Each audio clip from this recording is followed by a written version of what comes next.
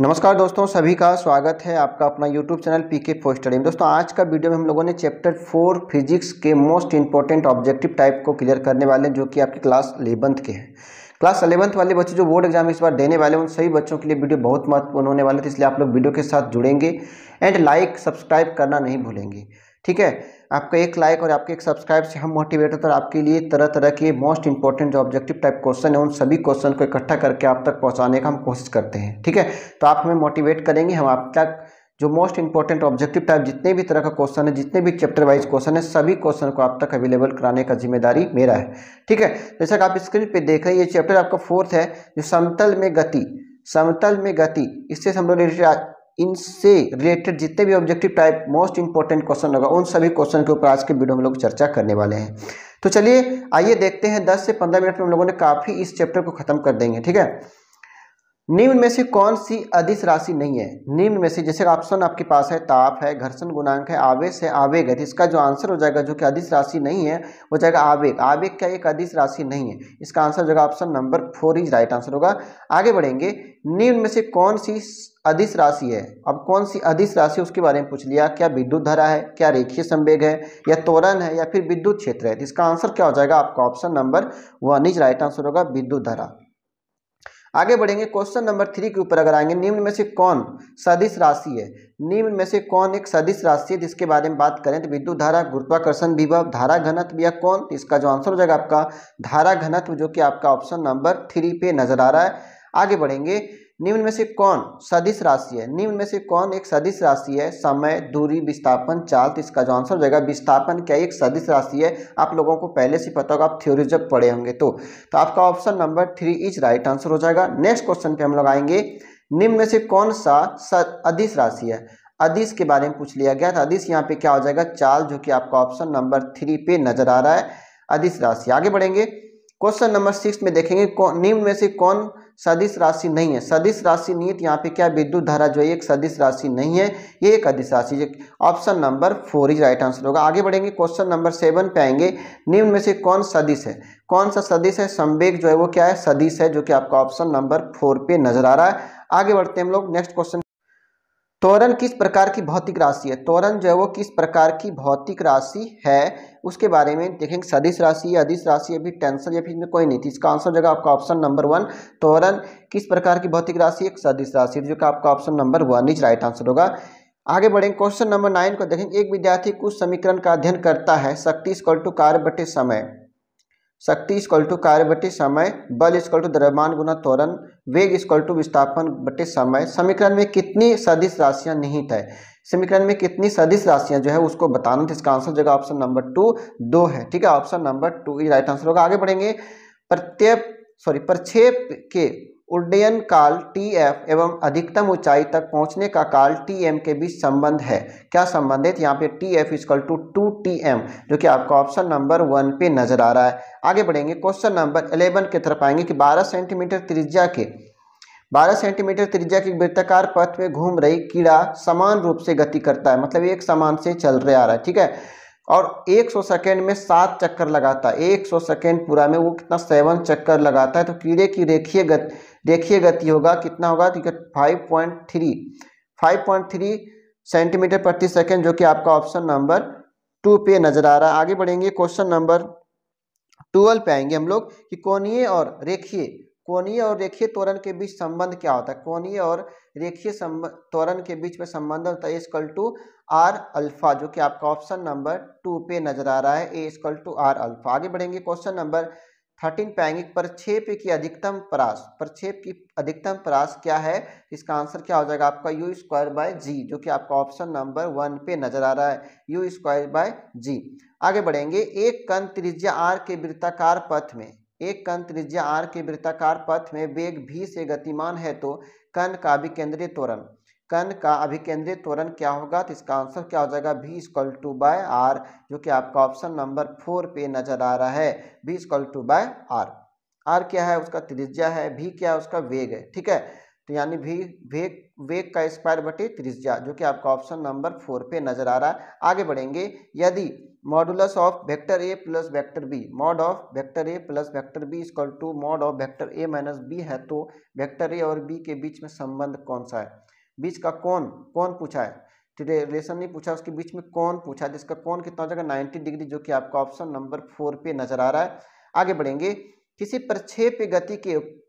प्रक्षेप गति के प्रकरण में उच्चतम बिंदु पर वेग तथा त्वरण के बीच का कोण क्या होता है? त्वरण तथा बीच के कोण क्या होता है? जिसका जो आंसर हो जाएगा आपका 90 डिग्री होगा, जो कि आपका ऑप्शन नंबर 3 पे नजर आ रहा है। आगे बढ़ेंगे।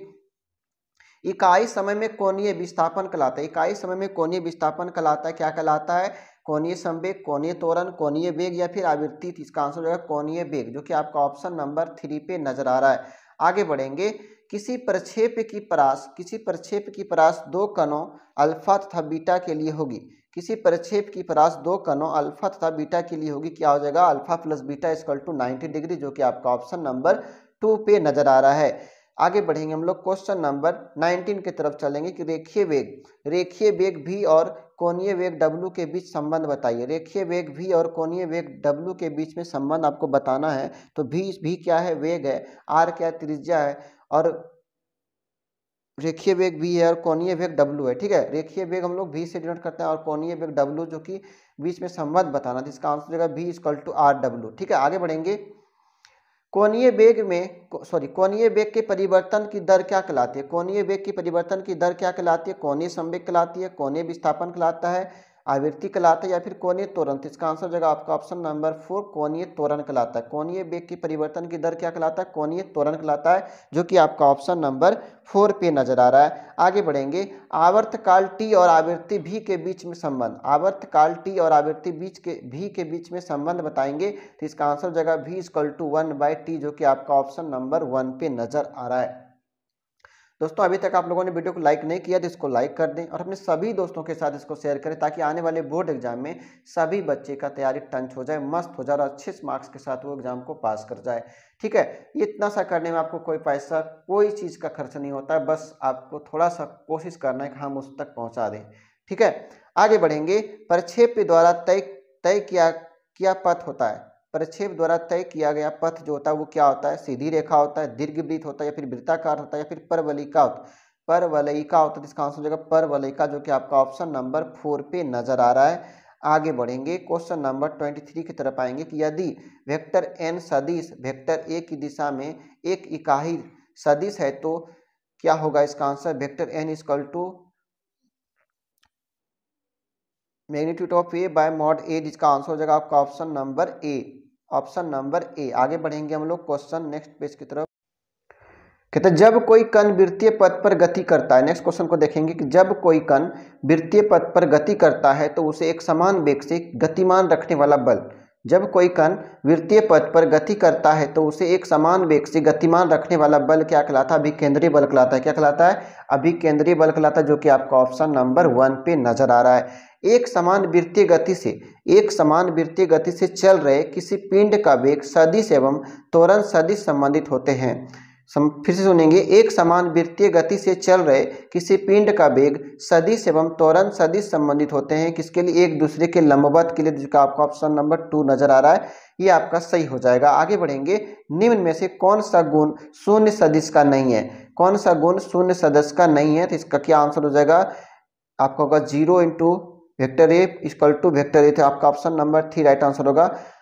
आगे बढ़ेंगे। यदि वेक्टर ए व वेक्टर बी दो सदिश है, वेक्टर ए और बी दोनों सदिश है, तो निम्न में से कौन सा सही नहीं है? तो इसका आंसर हो जाएगा आपका ऑप्शन नंबर, यहाँ पे देख पा रहे हैं, ये तो सही है, हाँ ये वाला सही नहीं है। वेक्टर ए इंटू बी और vector equal to vector B into A. ठीक है, ये सही नहीं है, जो कि आपका ऑप्शन नंबर 3 राइट आंसर होगा। एक मिनट, ये क्या हो गया? हाँ, ये देखिए 28 नंबर। यदि पूर्व की ओर सदिश a का परिमाण 5 इकाई है, कितना? 5 इकाई है, तो माइनस a वेक्टर a दिशा वाले सदिश का परिमाण और दिशा क्या होगा? तो इसका आंसर हो जाएगा 5 इकाई पश्चिम की ओर। कितना हो जाएगा? 5 इकाई पश्चिम की ओर, जो कि आपका ऑप्शन नंबर 4 पे नजर आ रहा है। एक कण एक वृत्ताकार पथ के चारों ओर घूमता है, तो कण का त्वरण व्युत्क्रमानुपाती होता है। व्युत्क्रमानुपाती होता है, क्या हो जाएगा? त्रिज्या, जो कि आपका ऑप्शन नंबर 1 पे नजर आ रहा है। आगे बढ़ेंगे। पिंड की वृत्ताकार गति के लिए, पिंड की वृत्ताकार गति के लिए उत्तरदायी बल है, पिंड की वृत्ताकार गति के लिए उत्तरदायी बल है क्या है, अभिकेंद्र बल है, जो कि आपका ऑप्शन नंबर 1 पे नजर आ रहा है। आगे बढ़ेंगे, क्वेश्चन नंबर 31 की तरफ आएंगे कि दो गोलियां एक साथ क्षैतिज रूप से और अलग अलग गति से एक ही स्थान से चलाई जाती है, तो कौन सी गोली पहले जमीन से टकराएगी, धीमी गति से फेंकी गई गोली या फिर तेज गति से फेंकी गई गोली, दोनों एक साथ पहुंचेंगे या फिर द्रव्यमान पर निर्भर करता है। इसका आंसर जगह दोनों एक साथ पहुंचेंगे, जो कि आपका ऑप्शन नंबर 3 नजर आ रहा है। आगे बढ़ेंगे, क्वेश्चन नंबर 32 की तरफ जाएंगे कि दो सदिश राशियों के बीच निम्न में से किस संचालन के कारण हमें जो सदिश राशि मिलेगा वह दोनों राशियों पर लंबवत होगा, क्या हो जाएगा, क्रॉस प्रोडक्ट। क्या हो जाएगा, क्रॉस प्रोडक्ट, जो सदिश गुणनफल कहलाता है। आपका option number 4 is right answer होगा। क्वेश्चन नंबर 32 का option number 4 is right answer. आगे बढ़ेंगे, प्रक्षेप की क्षैतिज परास अधिकतम होती है जब प्रक्षेपण कोण होता है, जब प्रक्षेपण क्या होता है, कोण होता है, तो कितना होता है, 45 डिग्री, जो कि आपका ऑप्शन नंबर 1 पे नजर आ रहा है। कितना होता है, 45 डिग्री। ठीक है, आगे बढ़ेंगे, क्वेश्चन नंबर 32 की तरफ जाएंगे, 34 की तरफ जाएंगे। निम्नलिखित में से कौन सा प्रक्षेप गति के लिए स्थिर रहता है, निम्नलिखित में से कौन प्रक्षेप गति के लिए स्थिर रहता है, गतिज ऊर्जा, संवेग या फिर वेग का क्षैतिज घटक या फिर वेग का ऊर्ध्वाधर घटक। इसका आंसर क्या हो जाएगा, वेग का क्षैतिज घटक, जो कि आपका ऑप्शन नंबर 3 पे नजर आ रहा है। हम एक बात आप लोगों को बताना चाहते हैं कि आप लोगों का क्लास 12th का मैथ का जो बैच है वो शुरू होने जा रहा है बिल्कुल फ्री में। तो आप लोग जितने बच्चे इस चैनल से जुड़ेंगे, आप में मैसेज करेंगे कि किन किन बच्चों ने मैथ रखा है, और आपको मैथ यहाँ से बिल्कुल फ्री में पढ़ाया जाएगा, 1 भी रुपया आपसे नहीं लिया जाएगा। बस आपको क्या करना है कि इस चैनल से जुड़ना है, और जितना ज़्यादा अपने दोस्तों को इस साल इस चैनल से जोड़ेंगे, हम आपको सारे चैप्टर वाइज मैथ बताने वालों, पूरा बेसिक से लेके पूरा हाई लेवल तक, जो कि आपका सिलेबस है।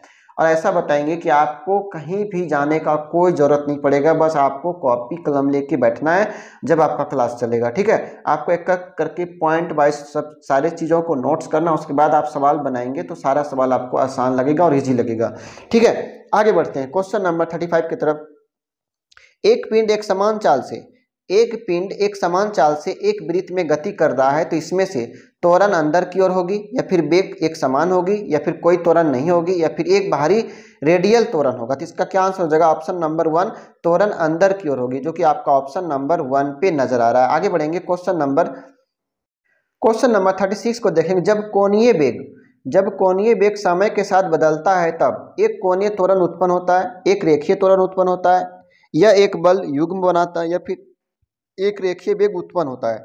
इसका क्या आंसर हो जाएगा आपका ऑप्शन नंबर 1, एक कोणीय त्वरण उत्पन्न होता है। ठीक है, आगे बढ़ेंगे, उड़ान का समय बराबर है अधिकतम ऊंचाई तक पहुंचने के लिए आवश्यक समय का 4 गुना, या फिर अधिकतम ऊंचाई तक पहुंचने के लिए आवश्यक समय की 3 गुना, या फिर अधिकतम ऊंचाई तक पहुंचने के लिए आवश्यक समय के बराबर, या फिर अधिकतम ऊंचाई तक पहुंचने के लिए आवश्यक समय का 2 गुना। तो इसका आंसर जगह आपका ऑप्शन नंबर 4, अधिकतम ऊंचाई तक पहुंचने के लिए आवश्यक समय का 2 गुना। ठीक है, जो कि आपका ऑप्शन नंबर 4 पे नजर आ रहा है। आगे बढ़ेंगे, क्वेश्चन नंबर 38 को देखेंगे। प्रक्षेप जिस पथ पर अनुसरण करता है उसे कहा जाता है, प्रक्षेप जिस पथ पर अनुसरण करता है उसे क्या कहा जाता है, उसे क्षेत्र, कोषागार या फिर ट्रैक्टर या फिर प्रक्षेप वक्र। इसका आंसर क्या हो जाएगा, प्रक्षेप वक्र, जो कि आपका ऑप्शन नंबर 4 पे नजर आ रहा है। क्वेश्चन नंबर 39 को देखेंगे। एक पिंड 2 मीटर त्रिज्या वाले वृत्त की परिधि के अनुदिश 6 मीटर प्रति सेकेंड के रेखीय वेग से गमन करता है, तब इसका कोणीय वेग क्या होगा। तो आप लोगों ने इसको पढ़े होंगे, इसका आंसर क्या हो जाएगा, आप 3 रेड प्रति सेकेंड, जो कि आपका ऑप्शन नंबर 2 पे नजर आ रहा है। ठीक है, तो इस तरह से हम लोगों ने इस पूरे चैप्टर का पूरा क्वेश्चन 39 क्वेश्चन को हम लोगों ने इस पूरे चैप्टर में जो इंपॉर्टेंट क्वेश्चन था, जो आपके बोर्ड एग्जाम में छपने वाला, उन सभी क्वेश्चन पे डिस्कशन कर चुके हैं। तो आप लोग अच्छे से वीडियो को देखेंगे तो आपको सारे क्वेश्चन आपके दिमाग में रहेंगे। जैसे ही आपके सामने ऑप्शंस आएंगे तो आप उस पर क्लिक करने में बिल्कुल भी नहीं चुकेंगे। ठीक है, तो आप लोग जितने ज़्यादा इसकी वीडियो को शेयर करेंगे अपने दोस्तों के साथ, और क्लास 12th में जिन जिन बच्चों को मैथ पढ़ना होगा आप हमें कमेंट करके जरूर बताएंगे। ठीक है, कि आप लोग इतना बच्चे इच्छुक है मैथ पढ़ने के लिए। ठीक है, तो हम आपको पूरा चैप्टर एक एक करके सारे इंट्रोडक्शन से लेके पूरा चैप्टर कवर कराएंगे बिल्कुल फ्री में। आपको बिल्कुल निश्चित होकर पढ़ना है, बस एक विश्वास रख के पढ़ना है कि हम जो पढ़ रहे हैं वो हमारे लिए बेस्ट है। ठीक है, क्योंकि आपके सिलेबस से बाहर कुछ नहीं होगा, जो आपके, और लास्ट में इतना रिवीजन होगा कि आपके जो बोर्ड एग्जाम में क्वेश्चन छपने वाला होता है, आने वाला होता है, आपको उससे बाहर कुछ नहीं करना है। आपको बस उतना कवर करना है जितना हम आपको बताएंगे, आपको अच्छे मार्क्स के साथ पास करा देंगे। ठीक है, ठीक है, फिर मिलते हैं नेक्स्ट वीडियो में। तब तक के लिए जय हिंद, थैंक यू।